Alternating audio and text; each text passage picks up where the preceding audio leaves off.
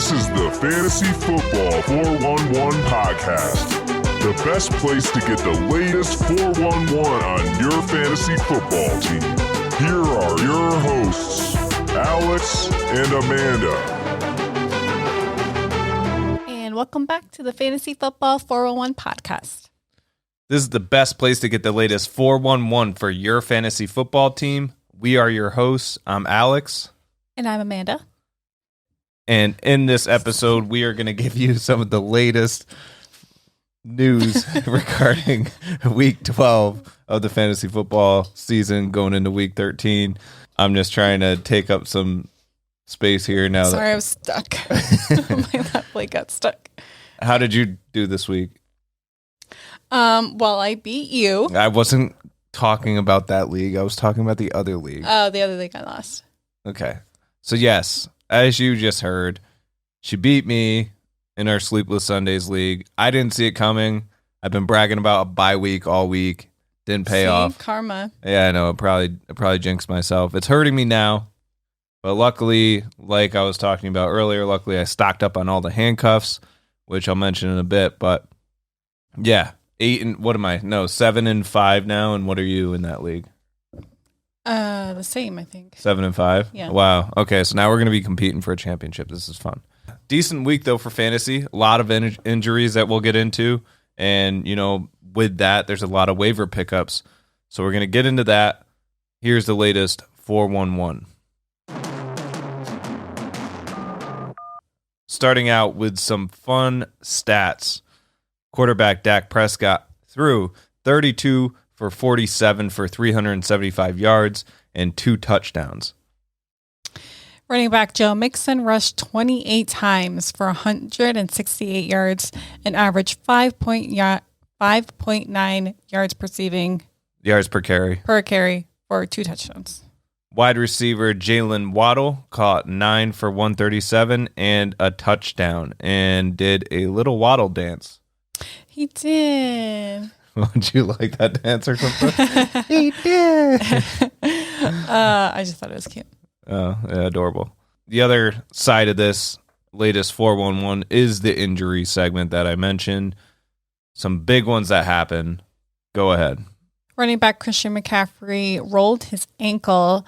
He was seen in a walking boot after the game. The team placed him on IR for the second time now, ending his season.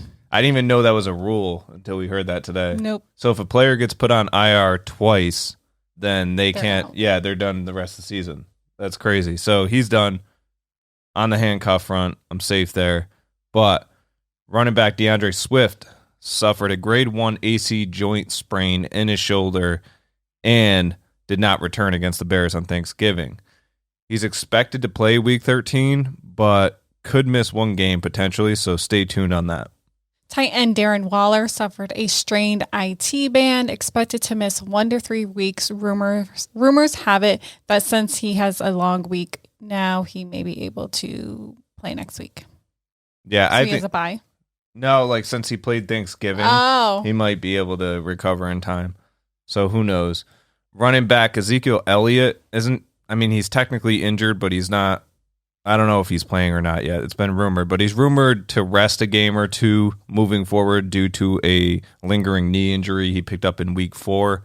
Not sure if it's like concrete and set yet, but worth noting if you're a Zeke owner. Another heads up, Miles Sanders re-aggravated his ankle injury. He did return, but did not play towards the end of the game, so something to watch. Running back Dalvin Cook expected to miss multiple weeks with a torn labrum. Which is similar to Baker Mayfield, right? Right. Yeah. Very similar. The only difference is I don't think Dalvin Cook can play through it the way that Baker Mayfield could, just based on positions and how much they get hit. Wide receiver Debo. That's funny. Debo Samuel could potentially miss a couple weeks as well with a groin injury. It is a grade 1. That's usually 2 to 3 weeks. If it's a grade 1. If it is. Yeah. So luckily, I don't think it is though. I think it's 1 to 2 weeks he'll miss. My brother has him on his fantasy team, so hopefully Not that I hope any pain on Deebo Samuel, but maybe he decides to just take an extra week to be safe. How about that? Quarterback Matthew Stafford is just all banged up. I put that in here. He has a back, like he has back pain, but that's elbow, arm. But the back pain, I guess, has been going on even when he was in Detroit. So the elbow's new. They're like, I heard if it's a UCL, that's something to worry about. So hopefully it's not anything crazy. But I put this in there just because it's something to monitor. The Rams are like one of those top tier teams that are, set to make playoffs and everything. So this just goes to show that if he goes down, that's not looking so pretty. So if you are a Stafford owner over here, it's a cause for concern, but I'm sure he's just going to continue to play through it, and maybe McVay will just, cater a new game, do a new game plan that caters to him better than the current. Who knows? I did see a funny comment when this alert came across yesterday, and with all his injuries, and somebody commented on it and was like, "Yeah, it's called playing in the NFL." Yeah, pretty much. True. And we also have wide receiver Ronald. Wow, that's going to be the first time he's ever been called that. Mr. Cobb there. Yeah, Ronald Cobb. If Ronald Cobb plays for the Green Bay Packers, keep going. Yeah, he suffered a groin injury as well and he could miss multiple weeks. Similar to Deebo, I think it's the same type of situation. I'm just not sure if Randall Cobb's was a grade 1 or not, or Deebo's was. Let's get into some waivers. Starting out with the cold. First one on the list I have here is running back Dontrell Hilliard on the Titans. He did get the most snaps. He did show a lot of potential in Week 12, as did Deontay Foreman. Deontay Foreman had similar stat line to him, just a little less. I'm putting him in here in the cold, saying that you could pick him up like any other week, but it's not somebody I'm really confident about until I see more going forward. If we see 3 more weeks consistently, he's doing well, then obviously he's a hot pickup. But I just don't see that's how it's going to work. Because at first it was Adrian Peterson, then it was Jeremy McNichols, and then it's Deontay Foreman. Now it's Dontrell Hilliard. It's like I'm not really setting, any bar on him right now besides like maybe a stash, and maybe throw $1 to $2 down on him in fab. But I'm not that excited about that one. What about you? Well, are they on bye this week? I think so. I believe so. So, I mean, if you don't need anybody. Yeah, they are. Yeah. Yeah, I mean, it's just iffy. I mean, I have Foreman, and I didn't play him against New England, but I would not choose to have. If I could have somebody else, I would. Right. But So he's a cold. Yeah. Yeah. I don't know. Running back Tevin Coleman getting a hype over his 9 fantasy points. Yeah, I don't see that being a hot pickup. Like running back, like I saw a few articles like overhyping him, like, oh, get Tevin Coleman. He's the running back 1 right now for the Jets. It's like, not really, because in the right game script, Ty Johnson would have gotten played and would have, put up more points. It's just this wasn't the game. And Tevin Coleman got the points he did just because of the game script. And still, I think Michael Carter in Tevin Coleman's position would have gotten double that. It's just, I don't think he has the value to be a hot pickup right now. I just don't see it happening. Yeah. I forgot the percentage, but I feel like, did Coleman play like 50% of the snaps and Johnson was like 39 or something like that? Yeah. So I know it sucks. I have Ty and I played him and I was so bummed, but I'm hoping it's the opposite next week. Against the Eagles, I mean, the Eagles are easier run defense, so maybe, or they just run it the same way they would Tevin Coleman since they're a good run defense, but who knows? I mean, I'm curious to see. I just don't think Tevin Coleman's worth the pickup. No. Running back Matt Breida. Yeah, what's your take on him? Guy's still kicking, man. Yeah, seriously. Seriously. I mean, it's the Bills' backfield. It's the Bills. He's a Bills running back, and they have Devin Singletary, Zach Moss, and Matt Breida, which I think Zach Moss is dealing with an injury. But either way, Matt Breida, Devin Singletary, Bills offense. So you're looking at touchdown. You're looking at a team that's high scoring. So you have potential for touchdowns there. Yes, that's great. That's why he's a cold pickup. Put a few bucks down, get a free touchdown here and there. But in order to move over into the hot section, that's somebody that we're confident on. That's you plug them in, you're guaranteed something. Matt Breida is not that guy. This past week, I think he got like 13 points, but it's just like, it's not somebody that I'm really going to bank on to help me win. Like, if I got to win this week, I'm not throwing Matt Breida in my lineup. Yeah, it's just another like messy backfield. Right. That doesn't really run the ball. They're airing it out more, and I mean, maybe they'll come around and run it more. I mean, it looks like they did a little bit this week.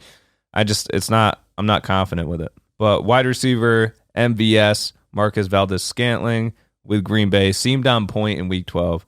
He showed great connection with Rodgers, but this could be just a temporary, thing. I mean, Allen Lazard, once he gets factored in more, and Devontae Adams doesn't have the coverage he had, it could be just back to the, normal, Allen Lazard, Devontae Adams type thing, and MVS just, sits on the back burner.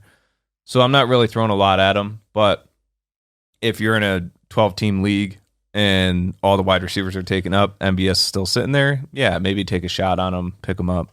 Yeah, I was going to pick him up if Lazard wasn't playing this week. I think he would have been a good play. Right. He still did decent with Lazard in there, so I mean, he could continue to be. Wide receiver Kenny Golladay, 7 targets in week 12. So I actually had Golladay last week, and he did. So I dropped him. And now he got 7 targets. So maybe that's the new coach coming in and giving the ball to Golladay a little bit. I heard that they were going to try and get him some targets, but it's the Giants with Kenny Golladay. That's kind of the break for me, is I'm like, I don't know if I should really throw him in there. 7 targets is decent for maybe like a wide receiver 2 or whatever. But if they put up, good amount of, yards and touchdown potential with that, then yeah, I'd move him into the hot. I just don't see it right now. The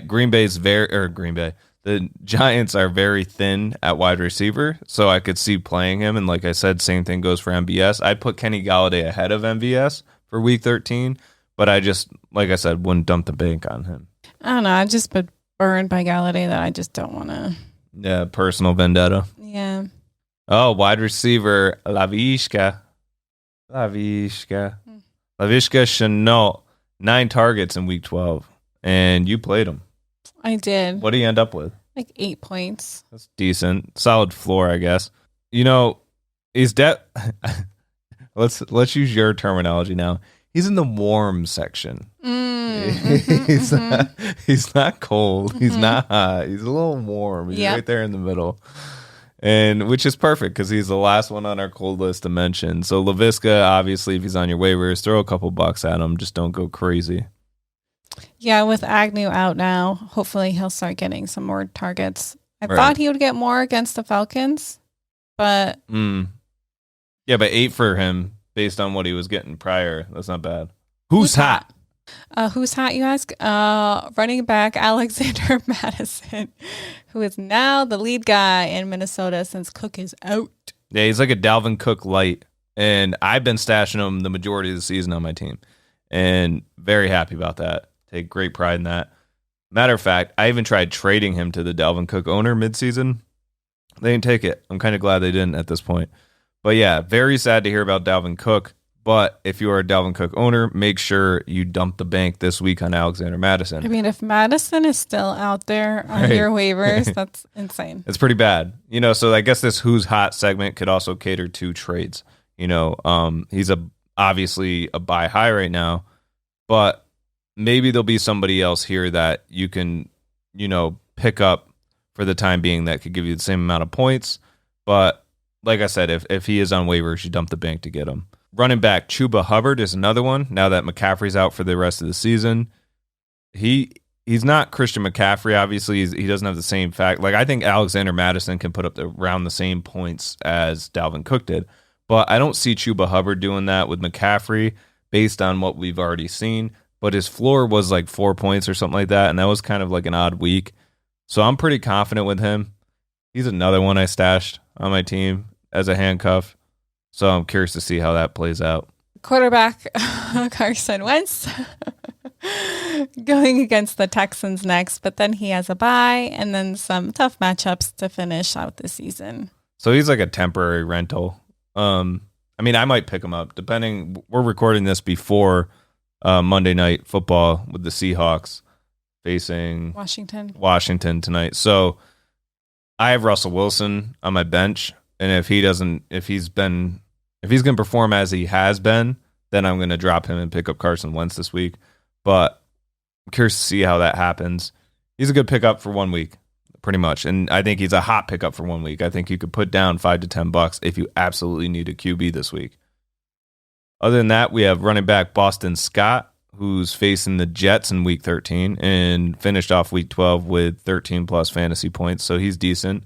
Now with the Miles Sanders injury, looks like Boston Scott is who they're leaning to, but it's another confusing backfield. I could tell just by your head shake right now that you're not happy about it. I am not playing with the Eagles running backs no more. I got burned way too many times. I had all three on my at one point. I had all three, and no matter which one I played, the other person got the point. So yeah. So for some reason, if you're watching, you're gonna think Boston Scott's gonna get the points, and then it's gonna be Howard. Yeah, but for some reason, I have confidence right now to think that's going to be Scott going forward. Okay. Now, don't bank all your fab on me just saying that, but me personally, I'm confident that Boston Scott's going to get the ball, running back one, moving forward, while Miles is out.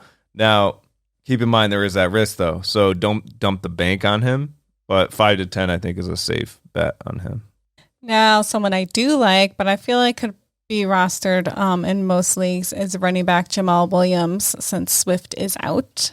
I do like him. I actually drafted him, played him for a few weeks in the beginning, and then he kind of disappeared.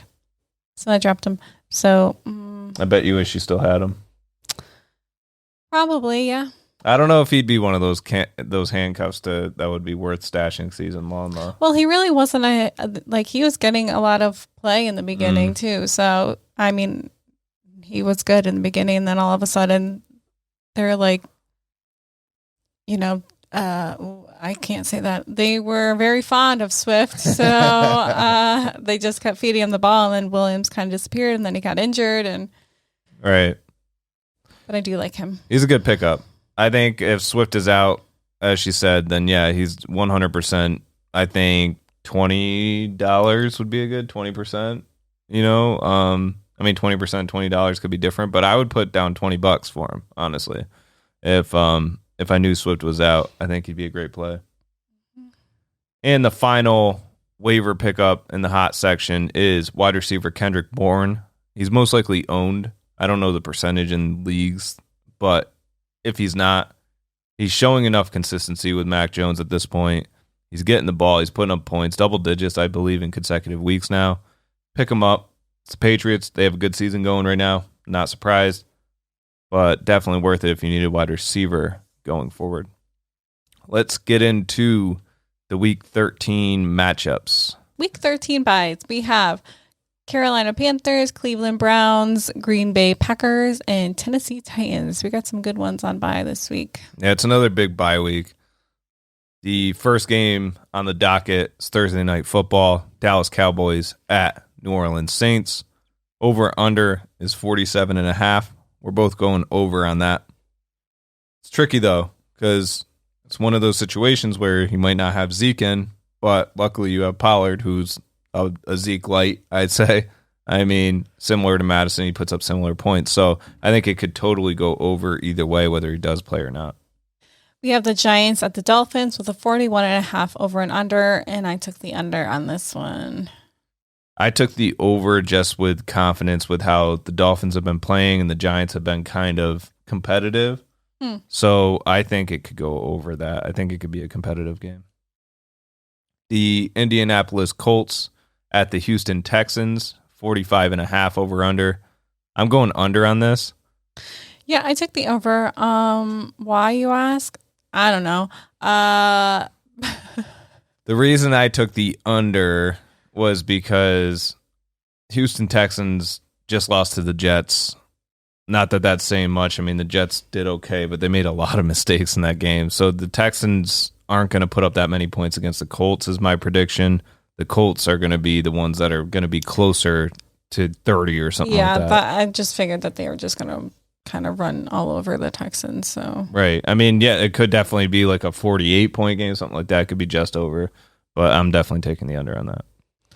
The Vikings at the Lions with a 46.5 over and under, and I took the over. I'm taking the under on that just because the Lions side. I think the Vikings can obviously put up points, but Lions, they can't even win a game at this point. So I think it's going to be under. I'm not too confident with that. The Philadelphia Eagles at the New York Jets. Over-under on this is 45.5. I'm going over on this just because I feel like both teams have been putting up fights consecutively in games, putting up points. They have the weapons to do so if everybody stays healthy. So, yeah, I think it's going to go over. Yeah, I took the under. You took the undet, actually. Oh, did I? Yeah. Undet. I just feel like the Eagles' defense is pretty good lately, and the Jets' defense can be good. Not against running backs like Boston Scott, though. Or Howard. I was trying to see what you... Or Gainwell. Have fun with that one. Yeah. So I just took the under. I looked at this game and I was like, oh, ew. Yeah, it's not exciting. The Arizona Cardinals at Chicago Bears with a 45.5 over and under, and I took the under again. Taking the over on that, kind of psyched. I think it's going to be one-sided, though. I think it's going to be Cardinals running up the score. But I think the Bears will put enough on the board to make it an over. Los Angeles Chargers are at the Cincinnati Bengals, 50.5. We both went under on this, but it's interesting because, I mean, the Bengals have been balling out. So if the Chargers can do the same against them, it could totally go over this. But yeah, I think it's like one of those trap game situations. We have the Buccaneers at the Falcons with a 50.5 over and under, and we both took the under. I went under on this because she went under. No, I'm kidding. I went under on this one just because one-sided game once again, and I think the Falcons are definitely going to put up points on the board. They have the weapons to do so, like, I just said about another team. But the Buccaneers are going to shut them down enough that I don't think it's going to be that competitive. I don't think it's going to be a close-scoring game. I think the Buccaneers are going to win by enough, and it'll be under 50.5. Jacksonville Jaguars at Los Angeles Rams. 47.5 over under. I'm going under on this one as well. Similar reason, one-sided. And you also had the Stafford injury thing going on here as well. So I don't think they're going to put up a lot of points. I think they're going to beat the Jaguars. I just don't think it's going to be a high-scoring game. Yeah, I took the over, but I could definitely see this one being under the 47.5. Washington football team at the Las Vegas Raiders with a 49.5 over and under, and we both took the over. Yeah, I think that's going to be exciting. Heineke knows how to throw the ball. I'm curious to see how he does tonight against the Seahawks. Like I said, we're recording this before that. And I think Derek Carr can obviously put some points up on the board with his weapons as well. So, yeah, over 49.5. Baltimore Ravens are at Pittsburgh Steelers, 44.5. We're both taking the under on that. I think it's obviously divisional rival there, so it's going to be a good game to watch. But what's the name? Roethlisberger's looked horrible lately, and Ravens are looking good. So I think they're going to be the one putting up points. I just don't think Roethlisberger has it in him to run up the score and make it higher than 44.5. Yeah, it's funny because when I was looking at these, I was like, didn't they just play this past week? I don't know why, but 2 weeks ago. I thought they played. 49ers at the Seattle Seahawks with a 46.5 over and under. And I took the under on this one. Gosh, the Seahawks. I don't know what's going on with them, but I could totally see this going over. I took the over on this one just because the shootout potential is there, both sides. If Russell Wilson shows promise tonight, I'm sticking with that. If not, I'm going to have to stick with it because it's here, but I'm going to be less confident with it if he's going to put up another 8 points as a quarterback. And, I mean, that being said, not airing it out or anything, if he's just going to be, throwing the ball short or whatever, or incompletions. Denver Broncos at the Kansas City Chiefs, 47.5 over under. I'm taking the under on this. I think it's another. I took the over. Yeah, I think it's one of those trap game potentials again. Sure. Yeah, and Denver's defense is decent. I mean, look at all the interceptions Surtain had last night. So I think 47.5 is a decently high score that I just don't think it's going to happen. I think the scores are going to stay relatively low. I think the Chiefs take it, though. And last, we have the Patriots at the Bills with a 44.5 over and under, and we both took the over. It's Monday night. Monday Night Football. I'm keeping that in 100%. Definitely keeping that in. Taking the over on this. It's exciting. Division rivals. I think it's going to be a good game. Can't wait for that one. I could totally see it being under, though, just because of it's so exciting Monday night. Let's make it over. And it ends up being 14-7. I could totally see that, too. But that's pretty much it for our Week 13 matchups in this episode. Just so you know, because I know you're dying to know who's wearing the invisible crown this week. Because when I was going over the numbers, I was like, okay, 2-3, 3-3. Okay, we're tied. Now all I need is one more matchup. You ended up getting two more. And smoked ya. Yeah. You beat me by 2. You smoked me in past weeks, not this week. So that's a wrap on that. Good luck in week 13. She's still going. If you're watching this on YouTube, you would have saw her little celebration. But thank you for tuning in. If you want to follow us anywhere, find us on social media at FanFootball411. Follow us on YouTube. Follow us on the socials. Thank you for tuning in. If you have any questions, reach out, fanfootball411@gmail.com. Otherwise, see you next week, dudes. Dudes and dudettes. Dudes and dudettes.